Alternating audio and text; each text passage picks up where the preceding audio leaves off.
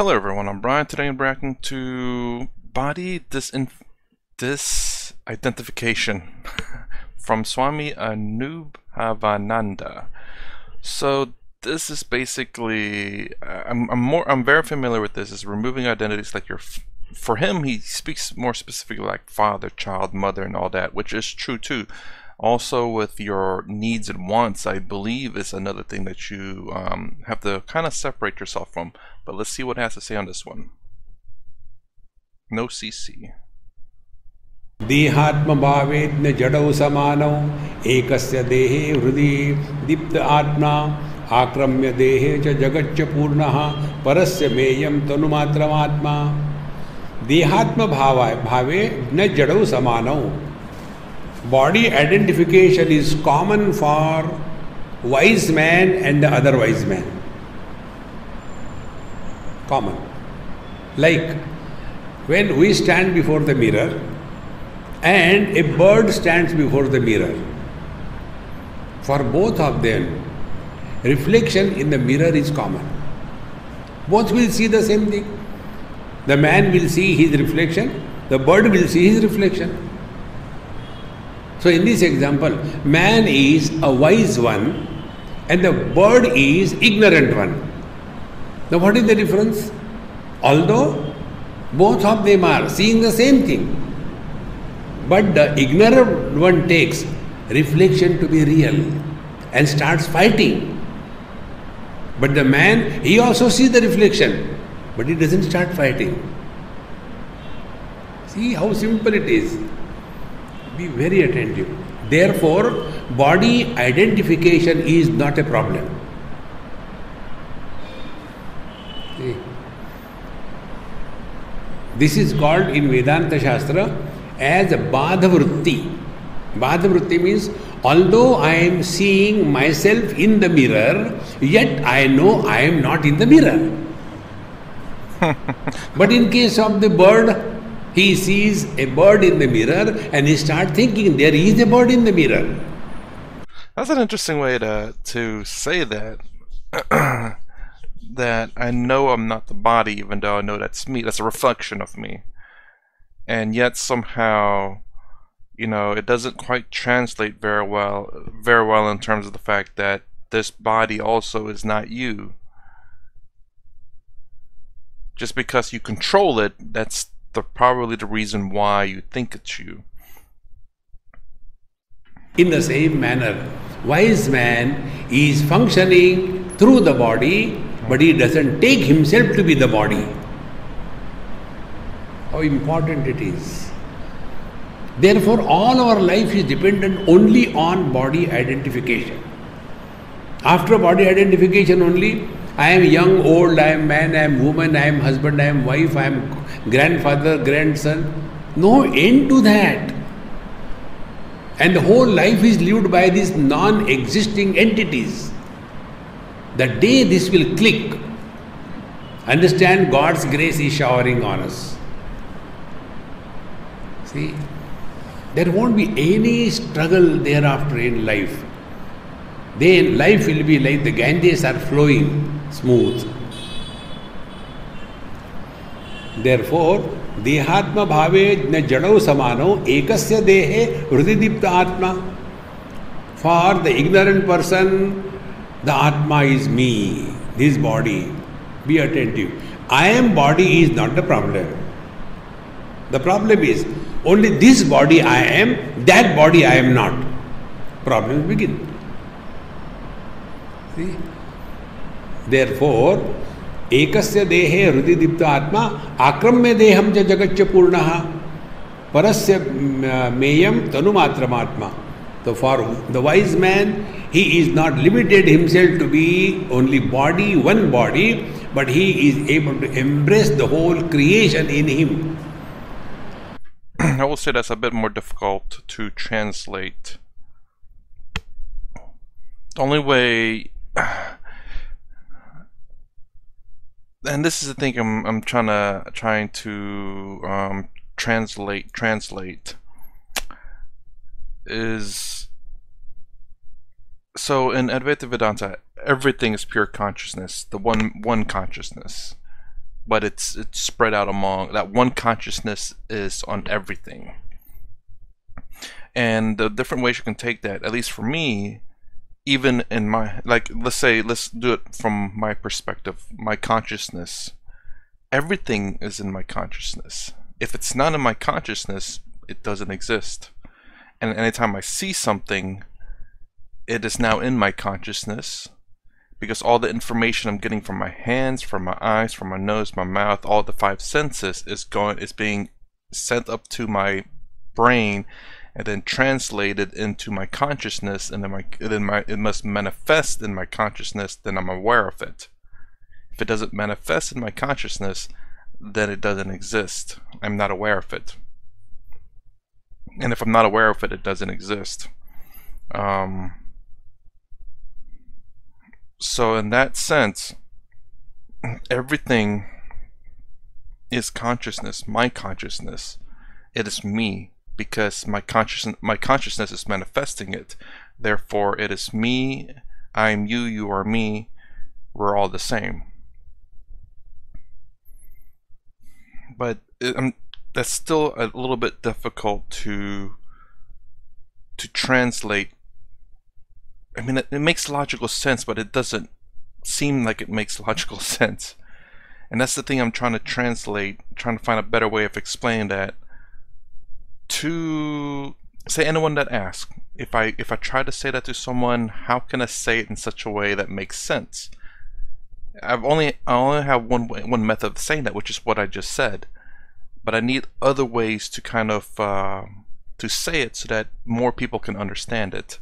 More than one translation of that, or more than one example. This thought comes in Ishavasya Upanishad.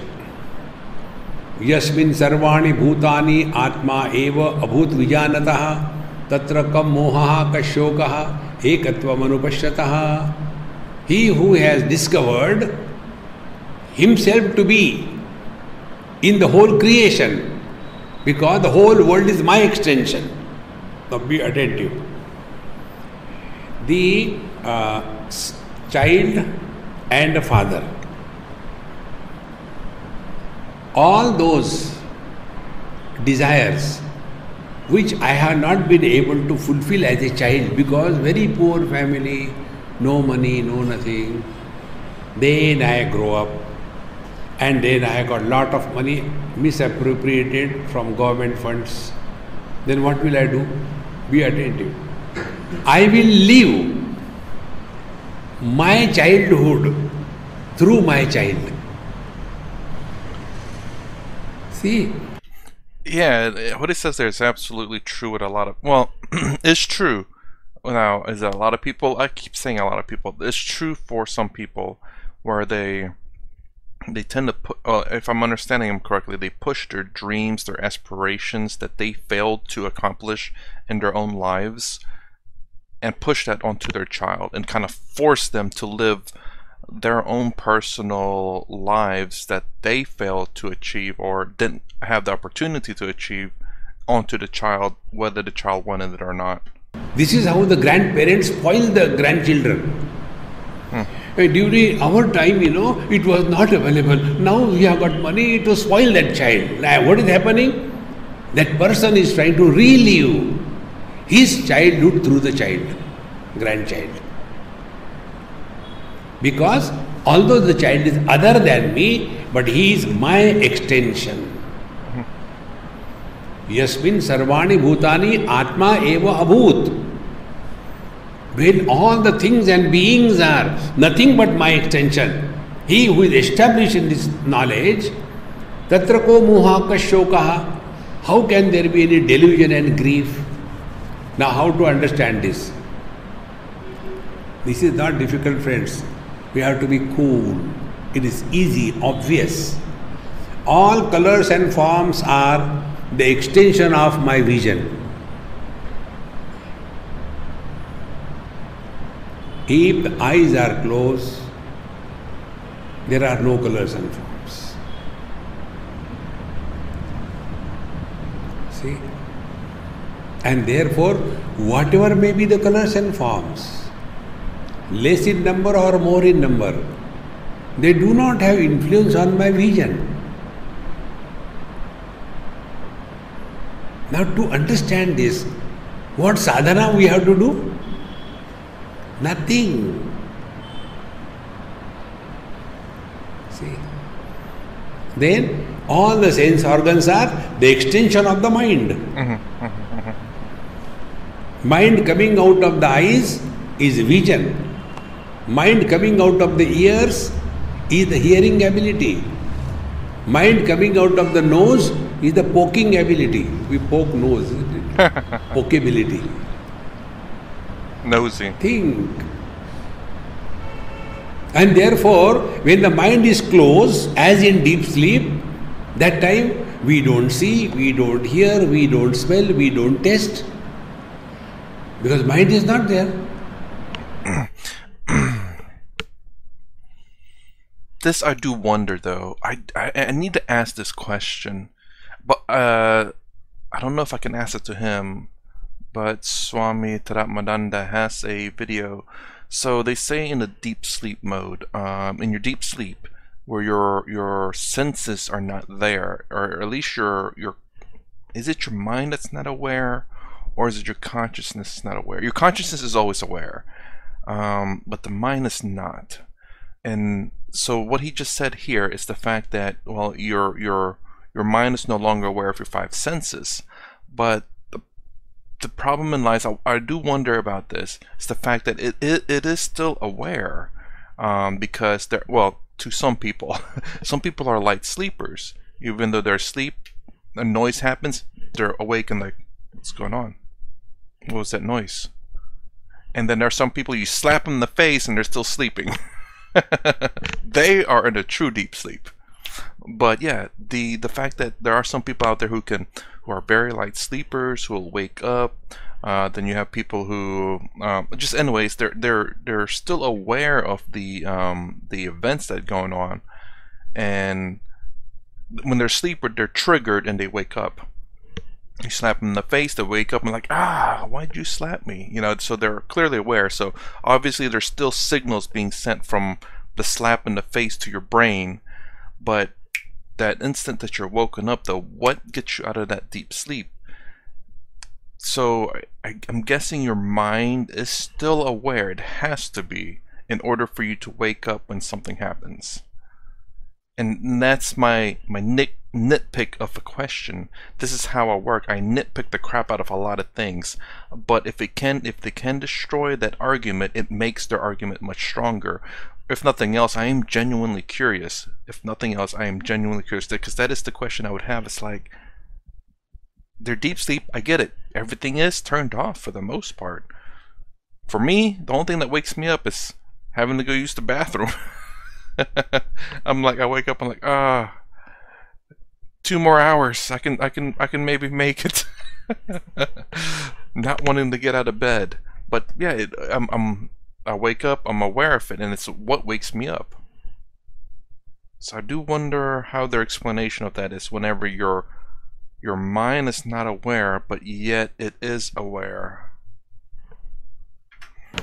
Therefore, mind extension is sense organs. Sense organs extension is the sense objects. Yasmin sarvani bhutani atma eva abhut vijanatah. When the wise man comes to know, this whole world is my own extension. Okay, that's a new way of explaining that. But I guess the problem people would have with that would be the fact that while they would say I am the mind, and then the mind connected with the sense organs are mine to control and manipulate. I can look, I can smell, I can taste, but I cannot manipulate objects unless they get within my sense organs. So I can't really manipulate the smell, but I can make observations of the smell. I can observe things with my eyes. I can observe things with my ears by hearing. I can observe things with my touch and with my hands to grab and manipulate. But because there's that disconnect between, I guess the manipulation portion is the observation manipulation. Perhaps manipulation is the thing. Manipulation meaning that I can control that. If I were to grab, well, I guess I'll use this one. If I were to grab this, I can't manipulate this. I can't manipulate that tip or any of that. I'm holding it, but I can't manipulate it. Like my hands, I'm manipulating it. And there's that disconnect. Like what he's saying, that you extend your sense organs beyond just your eyes. This is part of me because I am seeing it. The noise that I'm making with my mouth is part of me because I'm hearing it. And perhaps what he's saying is the fact that, now that I think about it, is that because you're able to sense these things and it is manifesting in your consciousness, that it is part of you. Because it's being manifested in the consciousness, it is part of you, which is what I've said before, and I think that's what he's trying to say. I'm still kind of struggling with what he says and trying to formulate it because I haven't reacted to too many of his videos, but I'm starting to understand a little bit better of how he speaks. Atra ko mohaha kashokaha. How there can be any delusion? See? When our hand in the summer days lands on our stomach, very hot, oh God. So when our hand lands on our stomach, we are not afraid. Hurry, what happened? But instead of our hand, if a small lizard jumps, tries the landing on the stomach, we'll jump out of our skin because a sense of otherness. Yes, yes. Therefore, wise people are at home everywhere. See? Oh. Okay, anyways. So yeah, so basically he explained it quite well, a bit different from the other gurus and swamis. He always does that. He does have a different way of explaining things, which is very interesting. I still have a little bit difficulty of grasping, of understanding of how he speaks, but I'm getting a little bit better at it as I watch more of his videos and as I have a deeper understanding of Advaita Vedanta. And eventually I'll be able to connect on, like Eckhart. I haven't reacted to many of his videos. He was he is completely foreign. Even though he speaks English, I have no idea what he's talking about for the most part until I watch Sadhguru videos, Swami Sarvapriyananda's videos. Then I got an understanding of him. Him is going to be about the same way. At least I understand him a lot better. Anyways, that's my reaction to his short clip. If you like my content, please consider subscribing. Thumbs up, thumbs down, and down below. Thanks for watching, and I'll see you in the next vid.